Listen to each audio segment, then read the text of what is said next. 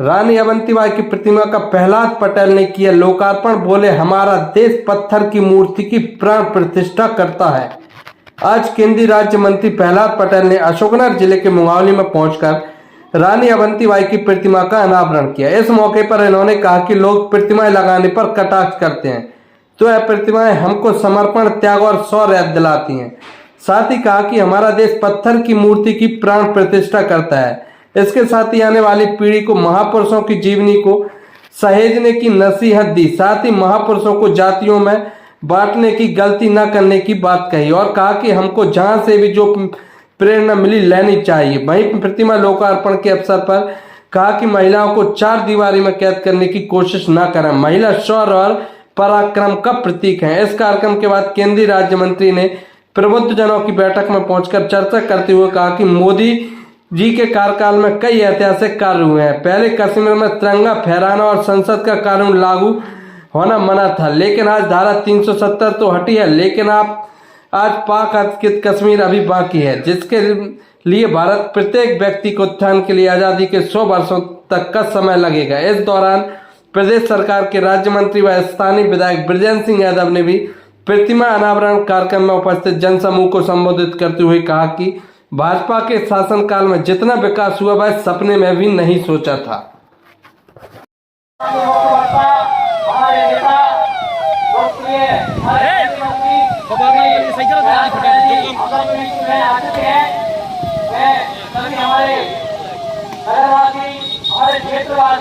सभी लोगों से विनम्र आग्रह है कि अपने स्थान पर खड़े होकर जोरदार तालियों से हम सबके बहुत गई थी गलती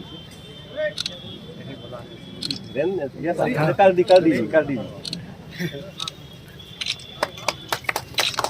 रानी अवंतीबाई, रानी अवंती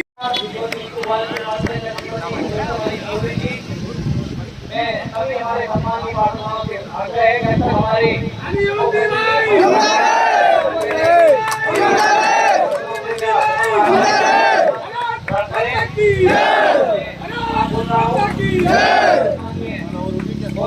इस पावन धरती पर आदरणीय हमारे आज के इस कार्यक्रम के मुख्य अतिथि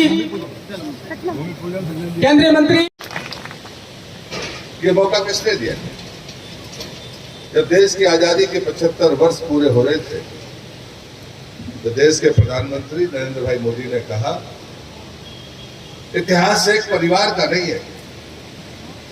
इस देश में हजारों लाखों लोगों ने बलिदान दिया है, जिनका बलिदान बड़ा था, लेकिन उनको इतिहास में वो स्थान नहीं मिला। उन्हें ढूंढ कर लाइए और उनका अभिनंदन करिए। सांस ले रहा है। महारानी अवंतीबाई लोधी का नाम, महारानी लक्ष्मीबाई लोधी, महारानी लक्ष्मीबाई और अवंतीबाई लोधी कोई ज्यादा अंतर नहीं था, लेकिन हो सकता है कोई कारण रहा होगा कि इतिहास में रानी लक्ष्मीबाई का ज्यादा नाम रहा, लेकिन महारानी अवंतीबाई लोधी रानी लक्ष्मीबाई से भी कम नहीं थी। और दोनों ऐसी वीरांगनाएं, ऐसी रानी महारानी थी कि जिन्होंने लड़ते लड़ते, हंसते हंसते अपने देश को आजाद कराने में और अपने प्राणों की आहुति दी।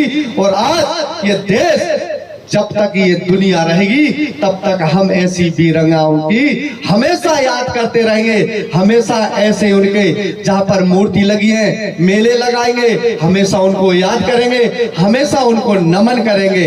क्योंकि समय का अभाव है, भाई साहब को और भी आगे कार्यक्रम में जाना है, बोलने को तो बहुत कछु है। भाई साहब, भारतीय जनता पार्टी की सरकार में अगर मैं बात करूं मुंगावली के अशोकनगर जिले की, इतना विकास हुआ है कि कभी लोगों ने कल्पना नहीं की थी। और इस 5 साल के कार्यकाल में तो इतने काम हुए भाई साहब कि हमने कल्पना भी नहीं की थी, हमने सोचा भी नहीं था कि चाहे शिक्षा की मिलता है।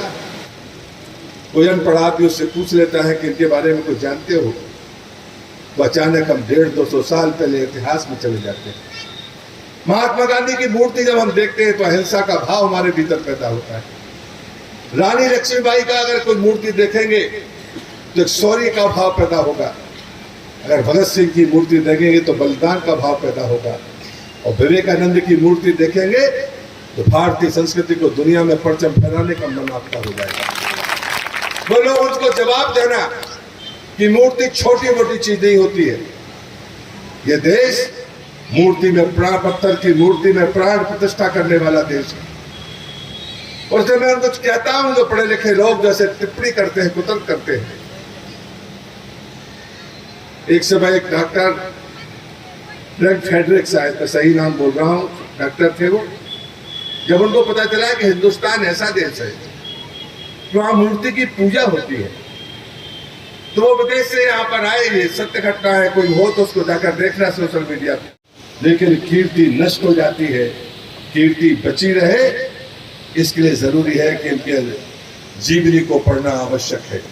हम आने वाली पीढ़ी को समझाएं। मेरे समाज के लोगों से मैं कहूंगा, कई बार हम गलतियां करते हैं। हम अपने महापुरुषों को जातियों को बांधने की गलती न करें। जो भी है, जहां से हमें प्रेरणा मिलती है, हमें लेना चाहिए। लेकिन अगर वास्तव में आपके समाज में कोई महान व्यक्तित्व पैदा हुआ है, तो उससे आप सीखते क्या है, यही सच्ची श्रद्धांजलि होगी।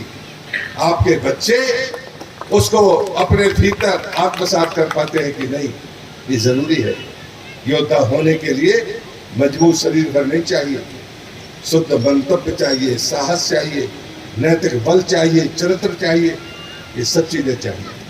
न्याय करने के लिए और भी कुछ चाहिए। न्याय करने के लिए इतना बड़ा मन चाहिए जिसको समदर्शी भाव से कोई देखे और सही और गलत के को सुनने के बाद उसका फैसला कर सके। वो न्याय करने की ताकत उसके भीतर हो सकती है। बल्कि मैं कहता हूँ कि परोपकार और व्यापार में जो फर्क है वो यही है। परोपकार के लिए व्यापार की बुद्धि, व्यापार के लिए व्यापार की बुद्धि चाहिए, लेकिन परोपकार के लिए बुद्धि नहीं चाहिए। न्याय की ताकत चाहिए और शुद्ध अंतर्मन चाहिए। आपके पास कुछ हो या ना हो, लेकिन परोपकार आप कर सकते हैं, ये बात आप तय मानकर चलिए। पार्क बना दें, लेकिन हम उसकी लाज ना रखें, तो मुझे लगता है कि ये सच्ची श्रद्धांजलि नहीं होगी। स्वच्छता, सुंदरता और सुरक्षा और साथ में सम्मान, ये प्रतीक चिन्हों को अमर बना देते हैं। आज ये संकल्प लेकर जाइए। मैं आप सबको बधाई देता हूँ। आप इस शुभ कार्यक्रम में शामिल हुए, बहुत बहुत धन्यवाद। भारत माता की जय। प्रताप जी की जिले के अंदर पहली मूर्ति मंगावली में कल स्थापित होगी और भीमराव अंबेडकर जी की मूर्ति का भी कल अनावरण होगा। आपको समय नहीं था, इसलिए हमने केवल एक ही कार्यक्रम रखा था। ये हमारा सौभाग्य है कि जिन लोगों ने और ऐसी महारानी जिन्होंने देश को आजाद कराने में अपना सर्वस्व न्यौछावर कर दिया, अपने प्राणों की आहुति दी और आज सांस ले रहे हैं। महारानी अवंतीबाई लोधी का नाम महारानी लक्ष्मीबाई लोधी, महारानी लक्ष्मीबाई और अवंतीबाई लोधी कोई ज्यादा अंतर नहीं था, लेकिन हो सकता है कोई कारण रहा होगा कि इतिहास में रानी लक्ष्मीबाई का ज्यादा नाम रहा, लेकिन महारानी अवंतीबाई लोधी रानी लक्ष्मीबाई से भी कम नहीं थी। और दोनों ऐसी वीरांगनाएं, ऐसी रानी महारानी थी कि जिन्होंने लड़ते लड़ते, हंसते हंसते अपने देश को आजाद कराने में और अपने प्राणों की आहुति दी। और आज ये देश, जब तक ये दुनिया रहेगी, तब तक हम ऐसी वीरांगनाओं की हमेशा याद करते रहेंगे। हमेशा ऐसे उनके जहां पर मूर्ति लगी है, मेले लगाएंगे, हमेशा उनको याद करेंगे, हमेशा उनको नमन करेंगे।